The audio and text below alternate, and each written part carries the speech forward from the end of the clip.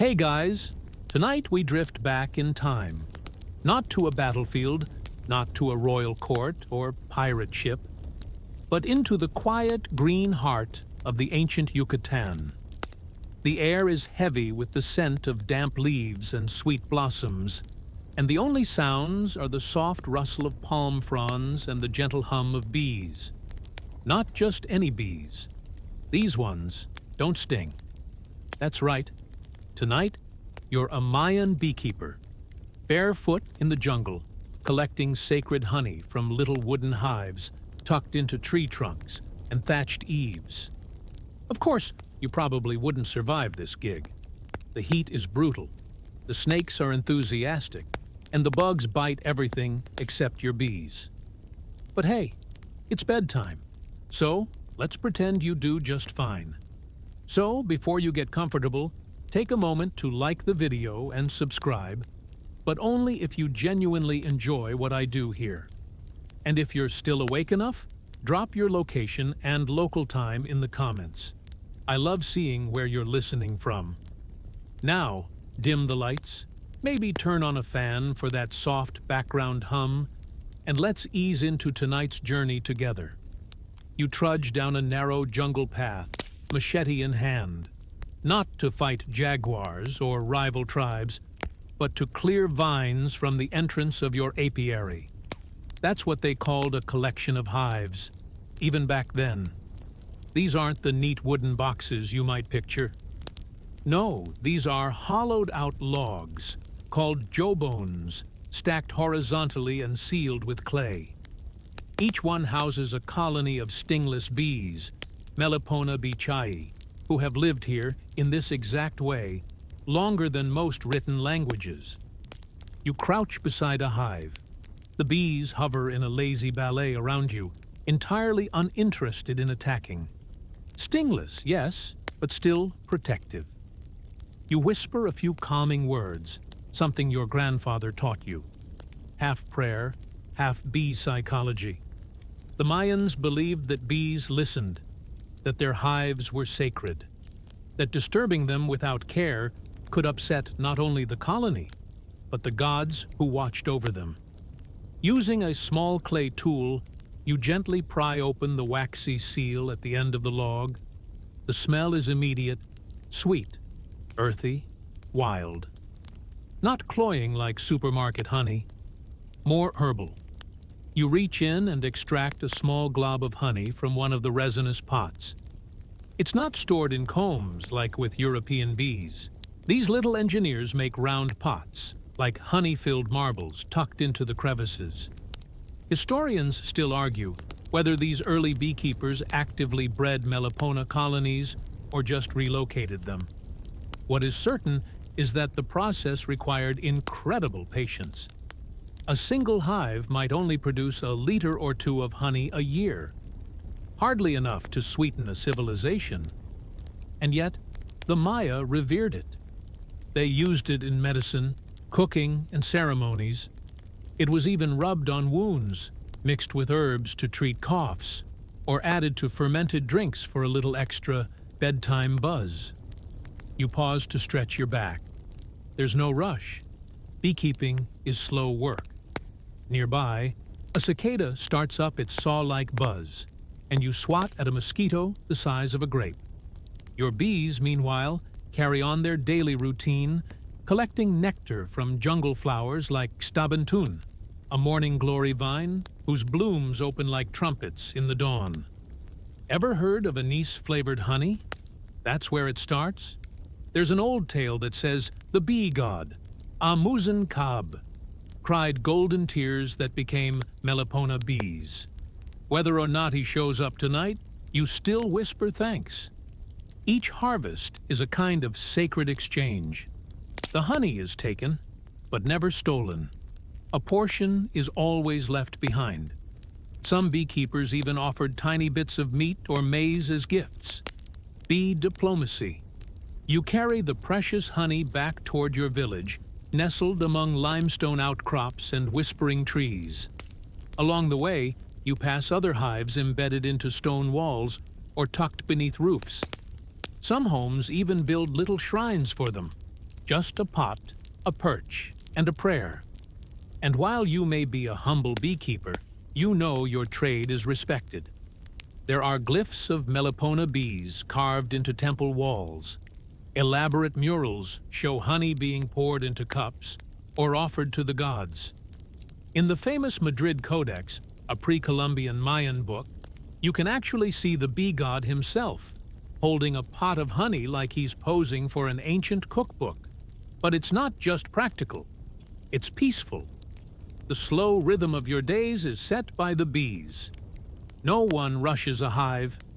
You've learned patience not from a priest or warrior, but from a flying insect that would rather build wax pots than wage wars.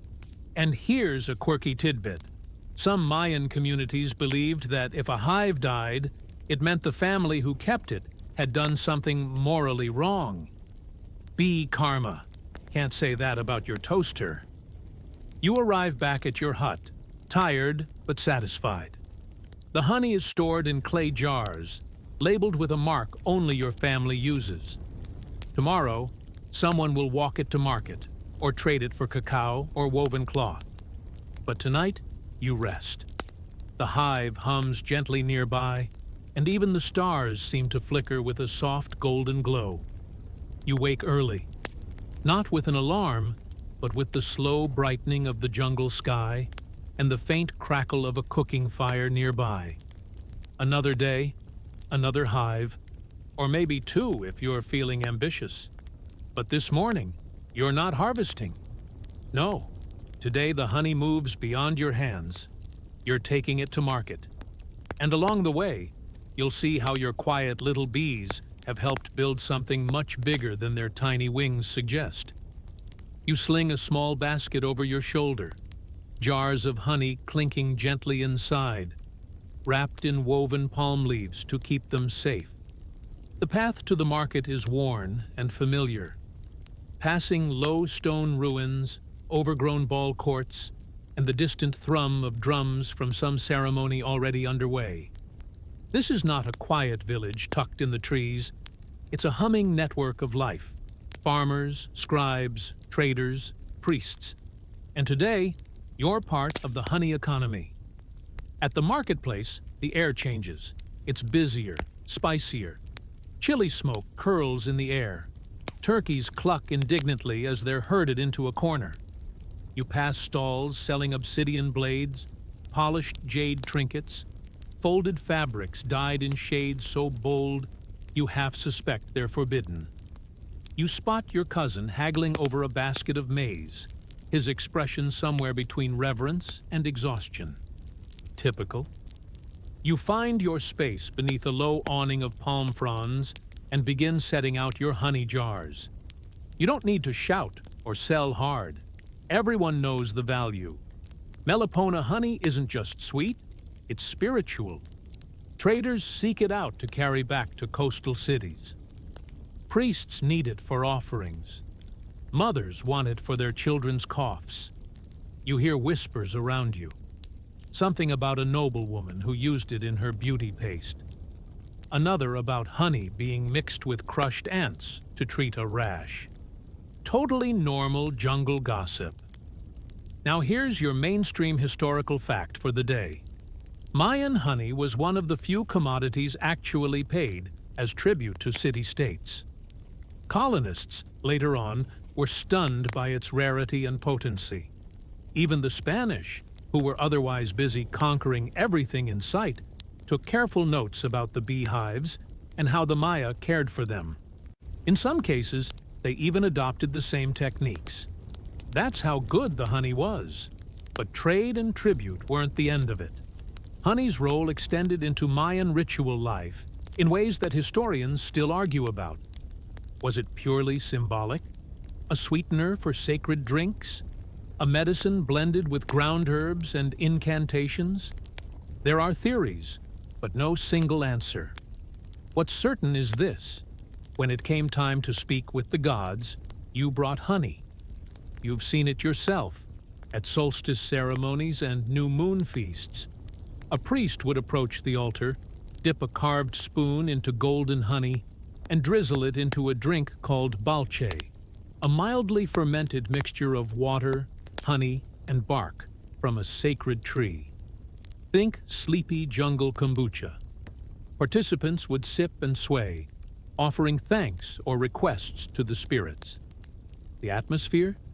Peaceful, hypnotic, buzzed in every sense of the word. Later, at more private family altars, a little honey might be placed on the tongues of the dead as an offering for their journey, or spread onto carved figurines meant to represent ancestors or deities.